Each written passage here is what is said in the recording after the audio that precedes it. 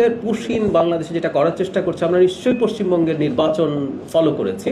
সেখানে নির্বাচনে একটা ইস্যু ছিল, এটা তাদের একটা অভ্যন্তরীণ রাজনৈতিক ব্যাপার, যেটার খানিকটা চাপ আমাদের উপরে আসছে।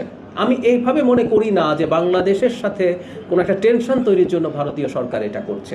পশ্চিমবঙ্গে যে নতুন সরকার দায়িত্বে এসছে নির্বাচিত হয়ে, তাদের নির্বাচনের এক ধরনের প্রতিশ্রুতি ছিল, তাদের একটা রাজনীতি আছে, সেটারই এক ধরনের বহিঃপ্রকাশ। এটা আমি দৃঢ়ভাবে বিশ্বাস করি। বাংলাদেশে নতুন যে সরকার আসছে তার সাথে ভারতের সরকার, আমরা বিভিন্ন পর্যায়ে যখন কথাবার্তা বলেছি, আমার নিজেরও কিছু কথাবার্তা হয়েছে, তারা বাংলাদেশের সাথে 5 আগস্ট পরবর্তী সময়ে ডক্টর ইউনূস সরকারের সাথে যে ধরনের পরিস্থিতি ছিল সেটা থেকে তারা বেরিয়ে আসতে চান।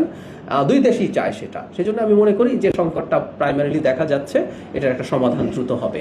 এটা কোনোভাবেই তাদের কোনো ইন্টেনশনালি বাংলাদেশের সাথে সম্পর্ক বা বাংলাদেশকে চাপে রাখতে চাইছেন এরকম আমি মনে করি না। তাদের সাথে নিশ্চয়ই কথা বলা হয়েছে। আপনাকে এটা বুঝতে হবে, যখনই যে কোনো কিছু হয়, যে অর্ডারটা প্রত্যাহার করা হয়েছে, তার মানে এই অর্ডারটা ঠিক হয়নি, এটা আমরা রিকগনাইজ করছি, এবং সেটার জন্য ইন্টারনাল এখন সবকিছু তো আসলে আর পাবলিকলি বলা হবে না, কিন্তু আমরা জানালাম যারা এটা করেছেন এটার ব্যাপারে আলোচনা বা ব্যবস্থা নেওয়া হয়েছে।